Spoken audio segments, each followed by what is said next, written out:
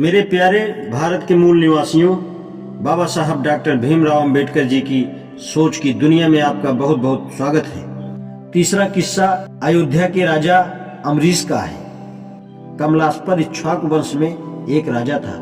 विश्वामित्र इसके पुरोहित होना चाहते थे, परंतु उसने वशिष्ठ को पुरोहित बनाया। एक दिन राजा शिकार खेलने गए और भूख तथा प्यास से बहुत दुखी हुए। वशिष्ठ के 100 पुत्रों में से ज्येष्ठ पुत्र शक्ति से राजा की मुलाकात हुई। राजा ने रास्ता छोड़ने को कहा। उसने नम्रता पूर्वक कहा, रास्ता मेरा है।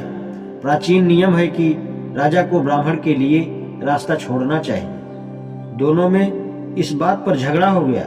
राजा ने मुनि को चाबुक से मारा। मुनि ने श्राप दे दिया कि तुम मनुष्यों को खाने वाले राक्षस हो जाओ। विश्वामित्र और वशिष्ठ में शत्रुता थी।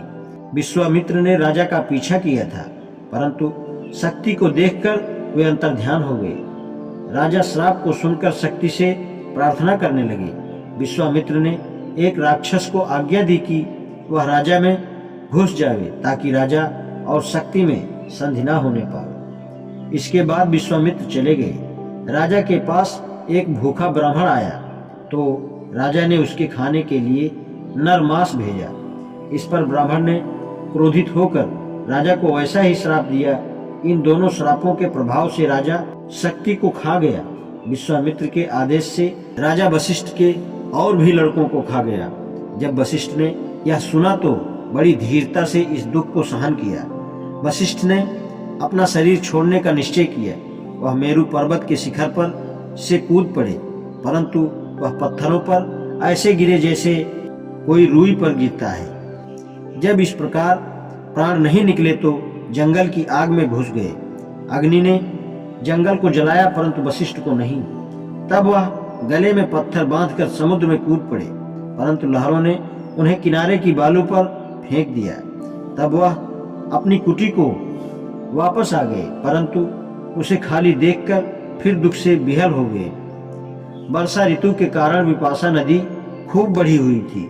उन्होंने अपने हाथ पैर को बांधकर अपने शरीर को नदी में फेंक दिया। विपाशा ने बंधन खोलकर मुनि को किनारे सूखी पृथ्वी पर फेंक दिया। फिर वह सतलज नदी में, जिसमें अनेक मगर थे, अपने को फेंक दिया।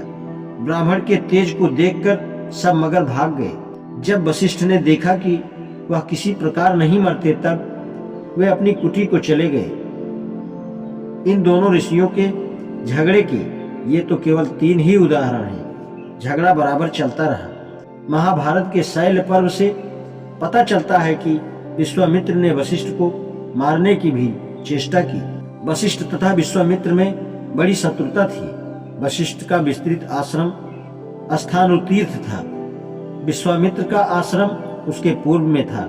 ये दोनों घोर तपस्या कर रहे थे। विश्वामित्र ने वशिष्ठ की शक्ति को देखकर सोचा, और वह यही ध्यान करते रहे कि सरस्वती वशिष्ठ को बहाकर मुझे दे दो तो मैं उसे मार डालूं। ऐसा ध्यान करके और क्रोध से लाल लाल नेत्र करके विश्वामित्र ने नदियों की रानी को बुलाया। तब सरस्वती हाथ जोड़कर डरते कांपते विधवा वेश में विश्वामित्र के पास आई और बोली, क्या आज्ञा है? विश्वामित्र ने कहा, वशिष्ठ को शीघ्र यहाँ लाओ, ताकि मैं उसे मार डालूं। कमलाक्षी सरस्वती मारे डर के घबराई हुई खड़ी रही।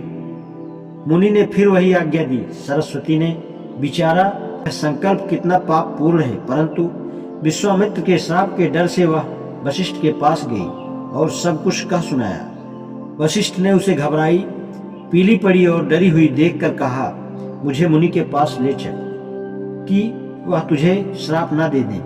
तब वह वशिष्ठ को ले गई। जब वशिष्ठ बह रहे थे, तब उन्होंने यह स्तुति की, हे सरस्वती, तुम ब्रह्मा के कमंडल से निकलकर संपूर्ण पृथ्वी पर बहती हो। स्वर्ग में रहकर बादलों को पानी देती हो। तुम बल, तेज, यश, बुद्धि तथा रोशनी हो। तुम स्वाहा हो। यह संसार तुम्हारे अधीन है। तुम 4 रूप से सब प्राणियों में निवास करती हो। जब विश्वामित्र ने देखा कि वशिष्ठ बहे आ रहे हैं, तो उनका वध करने के लिए अस्त्र ढूंढने लगे। ब्रह्मा वध को बचाने के हेतु सरस्वती वशिष्ठ को पूर्व की ओर बहा ले गए। इस प्रकार से विश्वामित्र की आज्ञा का पालन भी हो गया और वशिष्ठ बच भी गए। यह देखकर विश्वामित्र ने श्राप दिया कि तुम में खून बहे। 1 साल तक सरस्वती में पानी के साथ रक्त भी बहता रहा।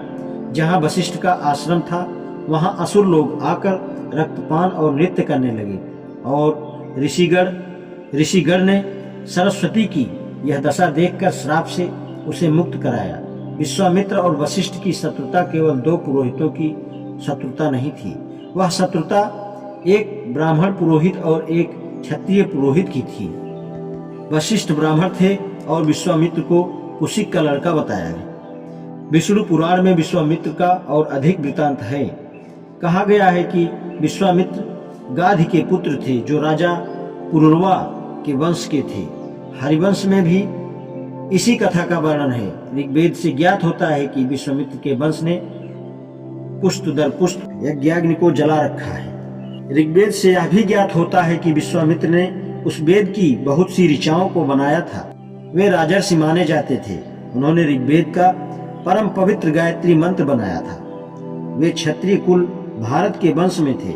यह मालूम होता है कि ब्राह्मणों और क्षत्रियों में निम्नलिखित बातों में झगड़ा था। दान लेने का अधिकार ब्राह्मणों का दावा था कि दान लेना केवल ब्राह्मणों को अधिकार है। इसलिए मनु ने कहा है कि यदि राजा शूद्र को दान देना चाहे तो काम करा कर दे।